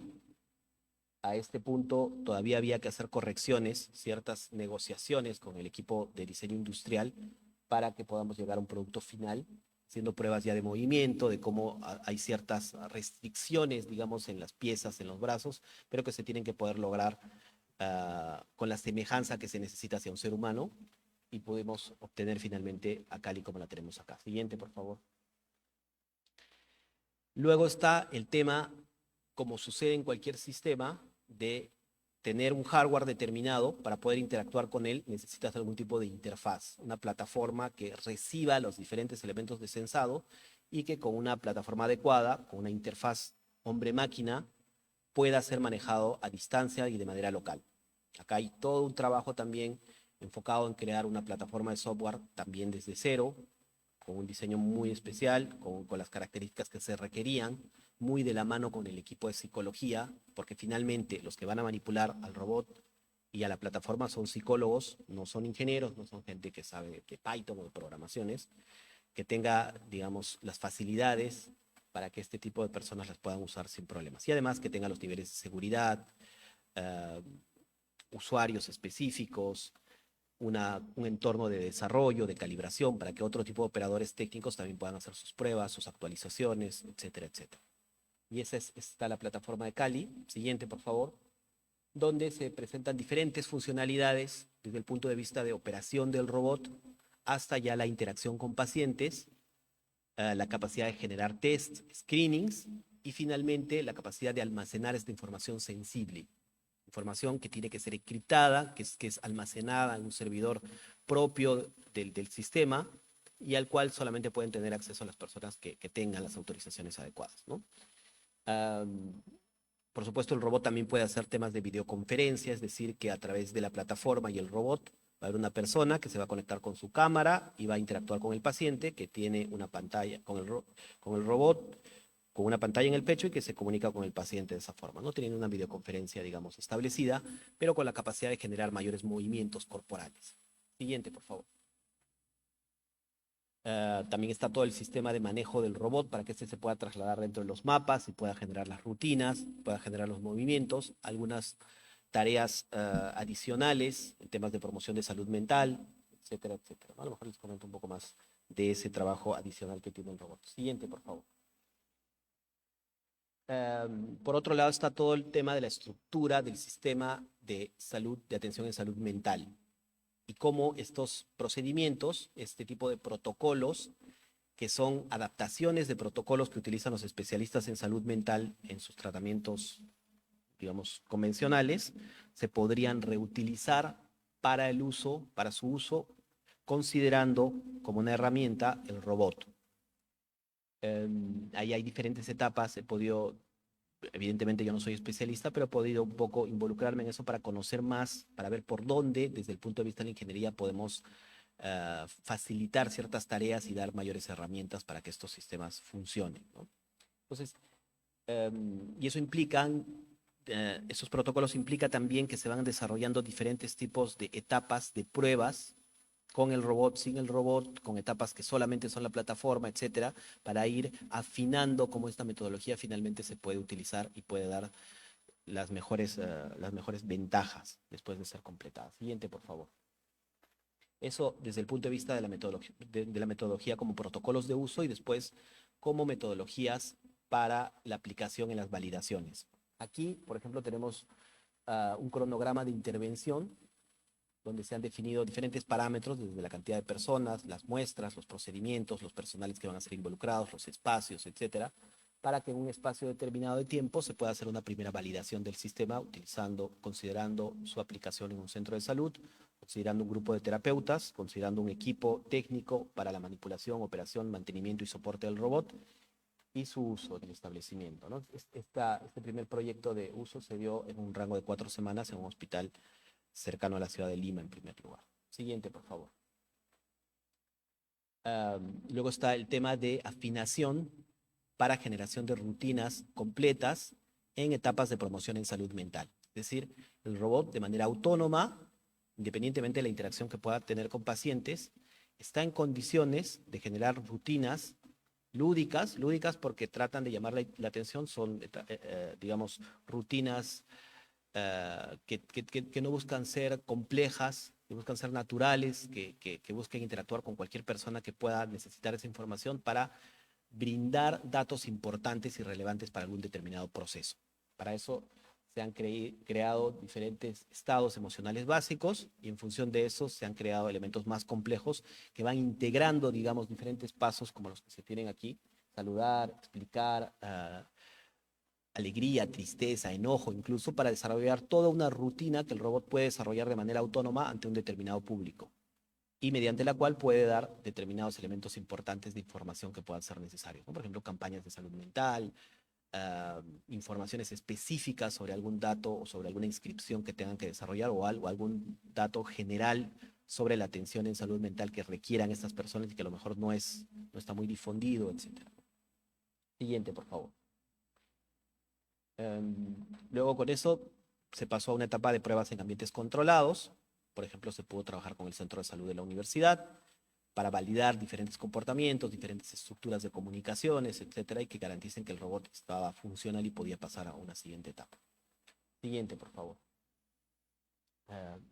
Empezamos con eso las etapas de validación en algunas ferias, ya con interacción con personas ajenas al proyecto para analizar cuál era la aceptabilidad del robot, qué tanto finalmente podían recoger de la información del robot que podía transmitir.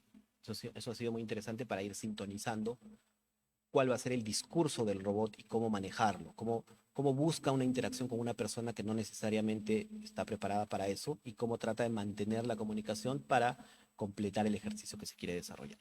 Siguiente, por favor.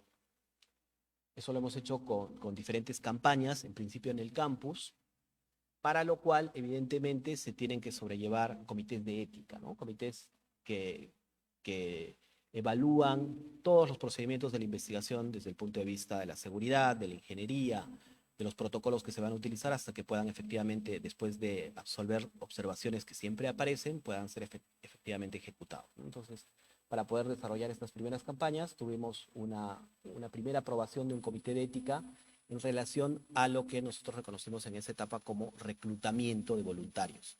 Reclutar diferentes tipos de personas, que el mismo robot tenga la capacidad de reclutar personas voluntarias para que participen en siguientes etapas de validaciones, que son etapas de intervención psicológica. Siguiente, por favor. ¿Qué es lo que se desarrolló después, ¿no? Con estos grupos de voluntarios, se pudieron efectivamente voluntarios desde el lado de los pacientes, hay que recalcar, y también voluntarios desde el lado de los terapeutas. Se pudieron desarrollar diferentes pruebas en los que intervinieron estos dos entes en ambientes privados, garantizando la seguridad de la información para generar muestras y evaluaciones del comportamiento de todo el proyecto en general. Y es lo que se puede visualizar acá. Para esta segunda etapa, evidentemente también es otro tipo de análisis y revisiones con otro tipo de resultado por parte de un comité de ética que nos dio una aprobación siguiente a la anterior, un poco más compleja de absolver por una serie de requisitos que se entienden que se necesitan sobrellevar para este tipo de casos, con lo que nosotros conocemos como la aprobación para intervención. Siguiente, por favor. Una siguiente validación interesante ha sido la de llevar esta solución no solamente, digamos, en el marco original del proyecto, que es centros de salud y lo que está asociado a este tipo de intervenciones, sino expandirla al uso en empresas. Ya post pandemia, el robot estuvo en un stand de la universidad en Peruín como un proyecto interesante en realidad sin ninguna intención de buscar necesariamente socios o interesados, pero tuvo una gran acogida de diferentes sectores. Uno de estos fue el sector industrial, que vio la alternativa de utilizar este robot y símiles dentro del marco de la industria, con soluciones específicas que les permitan, en principio, tratar temas de salud mental, pero también analizar otro tipo de aplicaciones que puedan dar estos robots en el marco industrial. En ese sentido, Cali ha estado haciendo pruebas, en principio, en temas de promoción en salud mental en estas empresas, y con resultados que se están evaluando y que son bastante interesantes. Siguiente, por favor. ¿Cuáles son los trabajos actuales del proyecto en que estamos desarrollando nuestros mayores esfuerzos ahora? En mejorar el tema de la comunicación de Cali. Como sabemos, hay herramientas muy difundidas, chatbots, que generan modelos de lenguaje y que pueden implementar diálogos, ¿no? Estos son modelos que normalmente utilizan técnicas supervisadas. Hay elementos no supervisados, pero en general son técnicas de aprendizaje supervisados que se utilizan para poder generar este tipo de herramientas. Hablamos de ChatGPT y otras herramientas semejantes. Y que también utilizan justamente aprendizaje reforzado. Si ustedes recuerdan, en un inicio les mencioné que nosotros dentro del proyecto para el sistema de navegación utilizamos Reinforcement Learning. Y es muy interesante ver cómo investigadores a nivel mundial lo han aplicado para temas de diálogo. Entonces, tenemos experiencia en el manejo de esta herramienta para ese tipo de aplicaciones que muy bien se puede ir readecuando en la generación de chatbots que permitan diálogos bastante completos, diálogos controlados, porque la información que transmite el robot siempre va a estar controlada, pero que permitan un diálogo directo entre el robot, que ya tiene capacidades corporales, ya puede mover los brazos, puede mover el cuerpo, puede generar emociones faciales, digamos, es una parte compleja y yo diría la más difícil para realizar este diálogo, y que con el uso de estas herramientas puede efectivamente realizar una comunicación con personas, dando información adecuada y precisa sobre lo que se requiera. En eso estamos trabajando ahora, tenemos algunos resultados bastante prometedores, algunas cosas que perfeccionar también en temas de procesamiento y sobre todo de sincronización, cómo hacer el proceso de sincronización entre las emociones, digamos, simuladas en el rostro, en el lenguaje corporal, y lo que se está hablando es una tarea que digamos, puede parecer sencilla, pero es bastante compleja. Siguiente, por favor. Y otro trabajo muy interesante que también se está desarrollando con bastante empuje dentro del marco del proyecto es la capacidad, dotar al robot de la capacidad de medir signos vitales.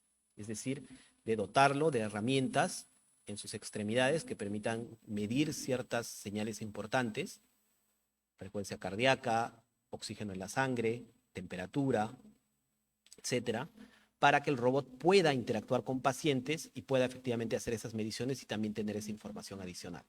Acá estamos trabajando con temas de materiales blandos para que el robot no sea tan rígido necesariamente en la carcasa exterior que tiene, que tenga algunos materiales blandos para que pueda tener un contacto físico con personas. Bueno, esta idea ha sido bastante interesante. Hemos visto que no hay trabajos de esos incluso a nivel mundial, y la hemos sometido a un tema de una patente que está bastante avanzada, porque se ha encontrado que hay una novedad bastante interesante con este tema también. Siguiente, por favor. Bueno, este es el equipo, somos, digamos, los que representamos el proyecto, pero hay muchas otras personas que están englobadas en diferentes especialidades de ingeniería mecatrónica, de ingeniería electrónica, de psicología, de diseño industrial, diferentes tipos de tesistas a niveles de pregrado, posgrado, que trabajan en este proyecto y que tienen diferentes líneas que aportan a la mejora de las soluciones que estamos brindando. Siguiente, por favor. Bien, eso es todo. Ha sido un bosquejo general del proyecto y los avances que estamos teniendo. Tiene mi correo ahí. Si ustedes están interesados, siempre estamos abiertos a colaborar, a tener, digamos, participación activa de nuevos interesados, de nuevas personas que quieran formar parte de nuestro proyecto de investigación. Gracias.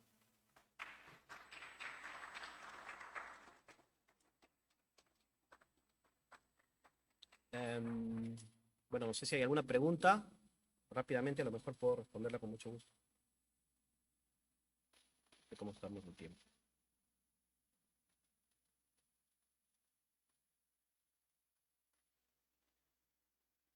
Sí, no sé si alguien puede pasar el micro. Primero él, creo, entonces.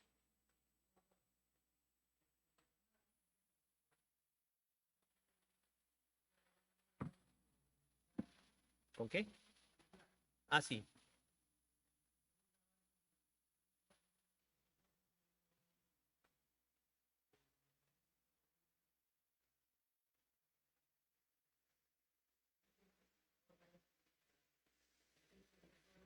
Ujú.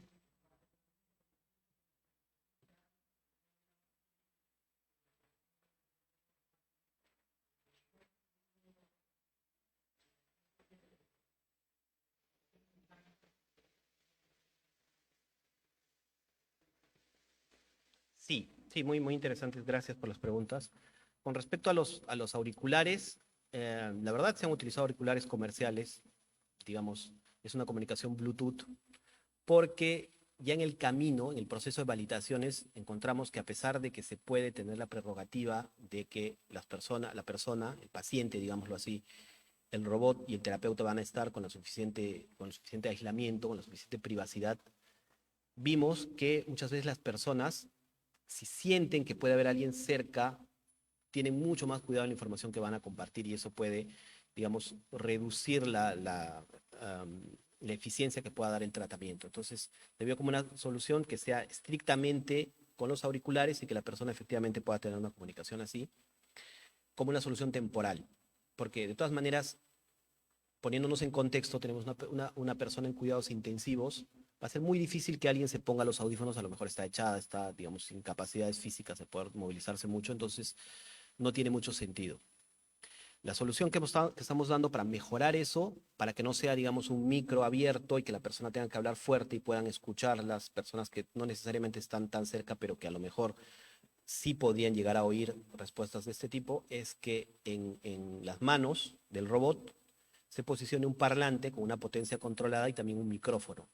Entonces, lo que estamos viendo ahora es que el robot puede efectivamente acercarse a una persona que puede estar echada, que a lo mejor no tiene capacidad de mover los brazos y que pueda generar esa comunicación, digamos, entre comillas, privada, que es lo que más se podría obtener, porque de todas maneras, seguramente el parlante solamente va a poder escuchar al paciente y el micro va a poder reflejar a una persona que está hablando seguramente a una voz baja. En ese tema de hacer el procesamiento, de filtrar las señales y de trabajar con los ruidos, sí hay un trabajo pendiente que estamos viendo, ¿no? Porque ya no es lo mismo que utilizar un dispositivo completamente comercial que ya tiene la capacidad de resolver esas cosas.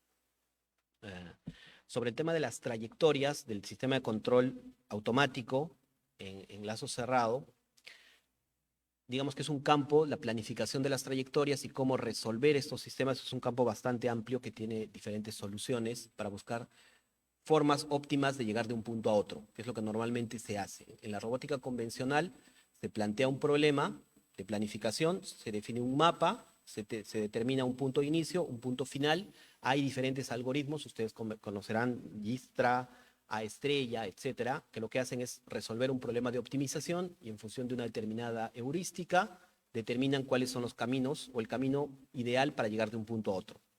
Hay algún tipo de coordenadas, espacios, etcétera. Estos sistemas permiten que, por ejemplo, si se está desarrollando por un camino que puede ser el óptimo, puedan encontrarse con algún tipo de callejón sin salida y entonces recalculan y va buscando una ruta a otro lugar para poder finalmente llegar al punto final. Contemplan también el uso de elementos móviles que puedan aparecer en esa trayectoria y que no estaban en el mapa previsto para llegar a su punto final y resolverlo de esa forma. Digamos que ese es un enfoque que no viene tanto de la parte del control automático como lo conocemos los que desarrollamos el campo, porque no necesariamente es óptimo y no necesariamente resuelve el problema como un seguimiento de una trayectoria, un cálculo de un error y la capacidad de rechazar perturbaciones o resolverlas.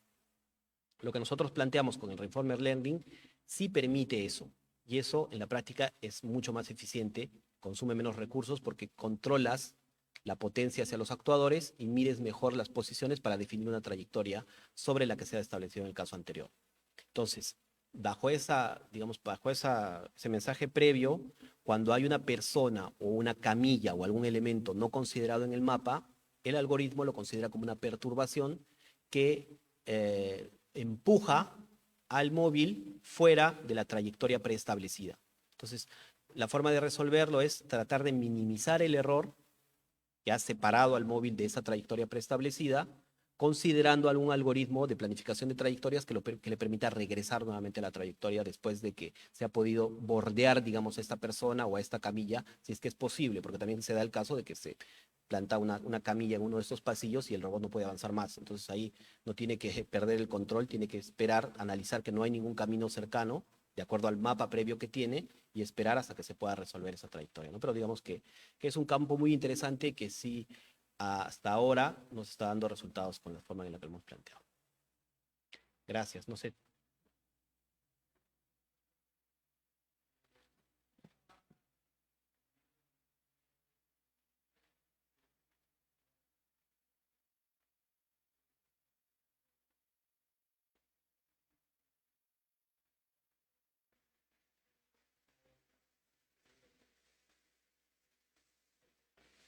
Claro. Y bueno, es un problema abierto, la aceptabilidad que puede haber por parte de los robots y del uso de nuevas tecnologías. De acuerdo a los estudios que tenemos, lo que se ha podido revisar, de acuerdo a lo que lo que hemos podido ver en campo, evidentemente se clasifica de acuerdo a las edades de las personas. Esa aceptabilidad disminuye más con personas mayores que son mucho más reacias, digamos, a interactuar con este tipo de sistemas. Uno de los mecanismos de mitigación de estos es justamente desarrollar robots que no sean intimidantes, digamos, ante las personas que van a estar. Las primeras versiones que nosotros teníamos eran robots mucho más grandes, mucho más corpulentos y que a lo mejor asustaban incluso a las personas que no entendían bien lo que tenían encima. Una forma interesante ha sido darle facciones más suaves a Cali. La voz que tiene también es mucho más delicada, habla de una manera más suave, sus movimientos corporales también son más lentos, para que pueda interactuar, para que la información que está tratando de transmitir también, que sean letras grandes, que sea amigable, pueda, digamos, tener el efecto que se requiere. Es una forma, tiene, digamos, ciertos resultados exitosos, no completa la problemática en muchos casos, pero estamos trabajando en eso, ¿no? Yo creo que va por un cambio de chip, un cambio cultural, capacitaciones que les demuestren a las personas de uso del robot, digamos, que no son un problema, que no son tan difíciles de manejar y que más bien les van a facilitar las cosas de diferentes formas, ¿no? Hay un campo de investigación muy interesante, muy amplio en temas de uso de robots humanoides para atención a personas de la tercera edad, ¿no? En temas de movilidad, en temas de darles información. Acá no hay muchos estudios de eso, los he visto sobre todo en Japón, que además tiene niveles de personas bastante longevas y que poco a poco los están asimilando y después incluso es difícil que quitarles, digamos, algo que solamente estaba planteado para una validación previa, porque si llegan a encontrar que les facilita de alguna manera la vida y que les va a dar algún tipo de ventaja a su uso, seguramente lo van a aceptar mejor y vamos a tener los resultados que se quieren. Y eso creo que es con el tiempo, es con involucrar estos temas en la parte del diseño, pero también con temas colaterales en las capacitaciones, en estos talleres que se pueden ir dando. Sí.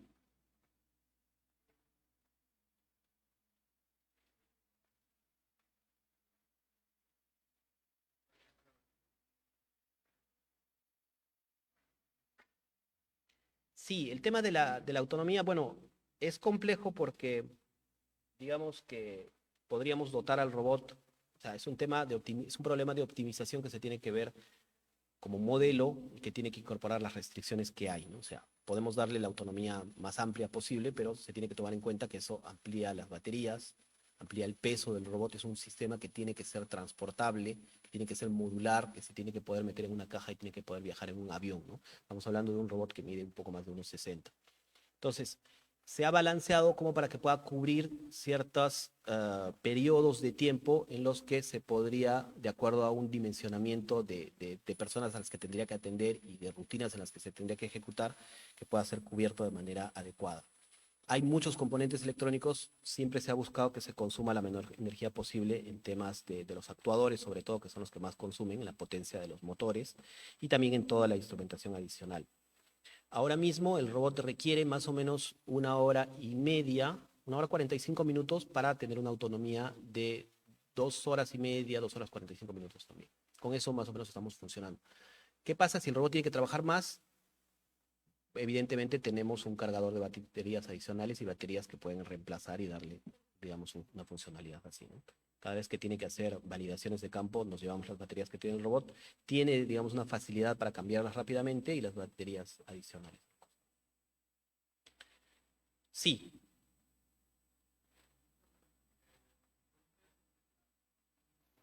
Ujú.